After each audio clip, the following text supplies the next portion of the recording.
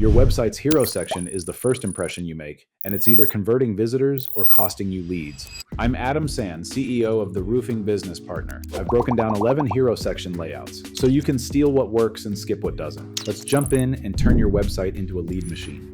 There's 11 different hero page examples that I'm going to share with you today. I've given them names so you can just say, okay, I'm going to try the blah. And I call this the blah because every single company's first initial hero page idea. So there's key elements of it. When you have the blah, you're usually going to have some image that's going to span the whole page. That's why these arrows are here, is because it's saying this is your hero image. There's an image spanning it. So when they open up, there's an image. Sometimes you see an animated video. So every single piece of these things is something to test. So if it's on this picture, it means it's something to test. So you'd want to test your image. You'd want to test your headline. You want to test your subheadline. You want to test your button in that you could change colors, you could change the call to action. There's a big difference between get your quote and get my quote. Like there are people who have tested those things. It's usually through the language of the customer. Get my quote, not get a quote or get your quote or get your free estimate. It's get my free estimate. But lots of things are tested like button, but usually it's more along the lines of what is the headline, what's the subheadline, and then what's the button. So this is the blah. This is kind of the starting point, but there's not a lot here. You also have to consider how does this stack when you squish it down to be a mobile view. And a huge percentage of website traffic is mobile. So in many ways, you want to be thinking mobile first. So that's how we get to the better blah, because this works better on mobile. It's essentially the same idea, but this page is split down the middle, right? That's why this is here. And you have some kind of image, same thing, headline, subheadline, and button. The reason this is better is because it will usually stack better on mobile. Website designers know how to do this. So now we're going to talk about the Testy teaser. So the Testy teaser, the reason I call it the teaser is because it kind of teases the fold. The image should be such that you can see a percentage of it, like they should know or be curious, that's teased below the fold. You have the same thing, a headline and a subheadline. So if you've learned from a blah or a better blah that you have a headline and a subheadline that works, in theory, it should work here. All you're doing is giving them a reason to scroll. So if you have more information that you want to communicate about your offer, and they would need that more information in order to have higher likelihood to understand the offer, this is a good way to tease the fold and get the scroll. Now, the other thing you'll notice here, these three little circles, the stars. So the idea here is that you could have 5 stars, then you'd have like 3 faces. The reason you want to do it that way is then you say 245 happy clients or 245 Google reviews, and then the same old button. So that's why we call it the Testy teaser, is because it's got testimonials in there and it teases the fold. So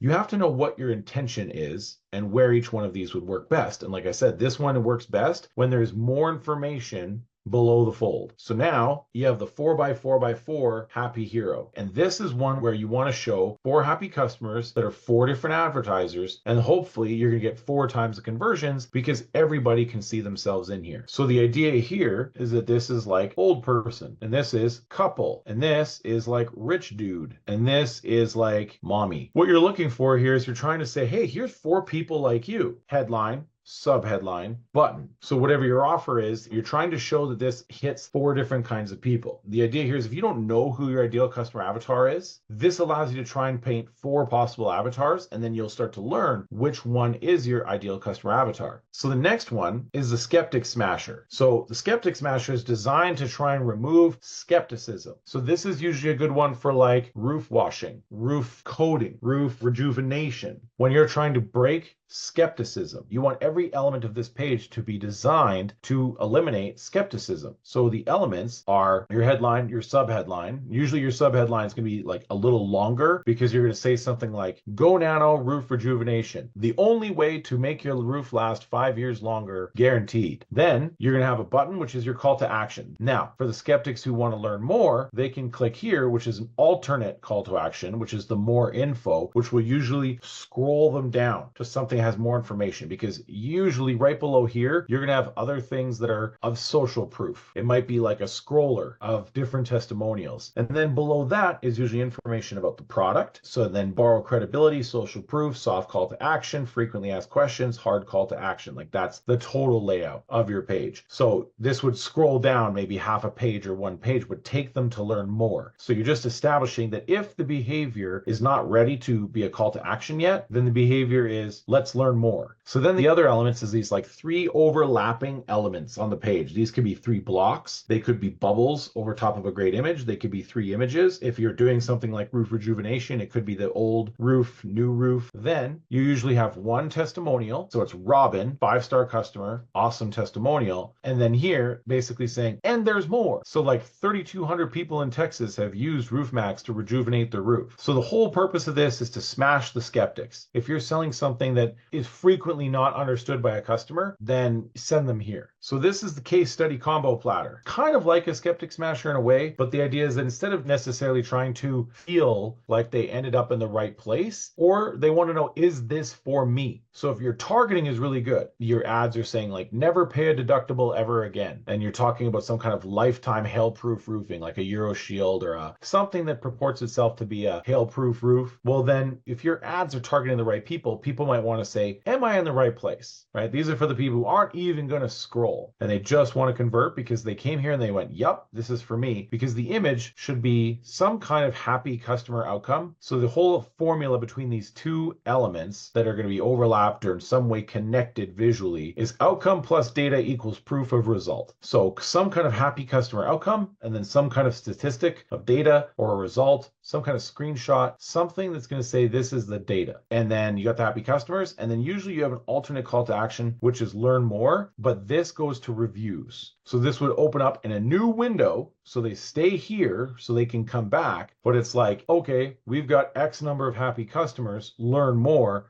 And that goes and like learn more, maybe say like check out our reviews. And the skeptics can go to check out the more reviews. The Freddies that believe right away can just do the call to action. The proof supports that call to action because they'll be just like these happy customers. And visually, they've got this idea of outcome plus proof equals result. So that's the case study combo platter. All right, well, let's move on. Okay, so this is the straight to business. You have some kind of hero image that takes up a portion of the screen. It's good for mobile because this one will usually have like the headline and subheadline are on top of the image. The form stacks below it, or it's like headline, subheadline, image, form. But the idea is like these people are ready to convert. When they get to this page, they're ready to convert. This makes it super simple and easy. They don't click a button to open a form. Like this is the first one where the form is on the page. So this is the fastest way to convert. But again, they're converting now because they know you, they want you, they trust you, and they just want their problem solved. So that's where you use the straight to business. So the next one is the business to business buffet. So this is more for like commercial roofers where you're a solutions consultant. This is where the buyer is looking for some very specific things, or they want to know that you can do all things and you don't know which one that is. You have your headline and your sub headline. Then you have thing 1, 2, 3, and 4. So it's kind of saying we do lots of stuff. So it could be do lots of stuff, have lots of stuff, certified in lots of stuff. So it could be 23 years in business, in-house crews, maintenance programs, Carlisle certified roofer. Those are the 4 most important things. And then same kind of premise as before, you have a call to action for the people who want to move fast, and you could have take the scenic route and this second CTA. So this one could be like get in touch or contact me now for your primary call to action. Then your secondary call to action could be like view our certifications or view past projects. So that's more the scenic route for the people who want to learn more. They're not necessarily skeptic. They're just like, okay, you've satisfied my 4 biggest concerns, but I want to know more. So then this is the goods gallery. So this is the idea of like trying to just show the goods. So same idea. We got a headline,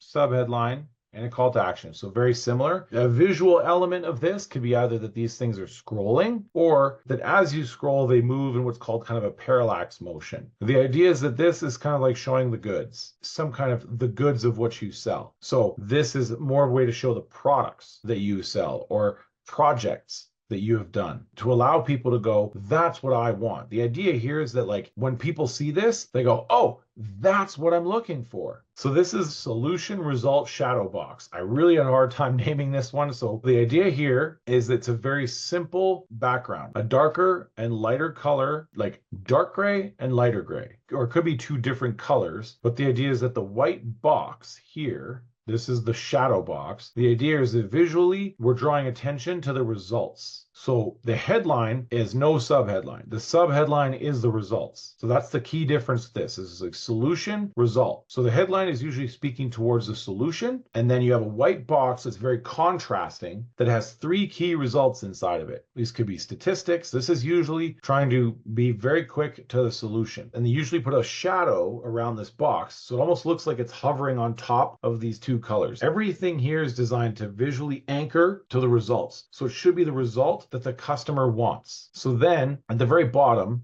right, you have a very subtle fold image, so it's very little below the fold here, and you're trying to say, okay, I just want to pull people in to this piece to say, okay, we're going to get a little bit of teasing the fold, but not as much as like the other ones. The goal here is really to attract people's attention to those. So finally, we're on the bento box. I call it this one because to me, it looks like one of those little Japanese bento boxes. So the idea here is that the headline and the subheadline are side by side, and then your call to action. Now, again, in mobile, they're going to stack, but here, the idea behind the bento box is to, again, similar to before with the Skeptic Smasher, is that you have the happy result and the hero image. So some kind of thing is like, you'll feel like these people. So how it reads is like, because of statistics like this, you will say things like this happy customer, this review, and then you'll feel like these people in this hero image. And so that's the bento box. And the whole idea is, again, driving towards that call to action so that you get the lead, because this is all about getting them to convert.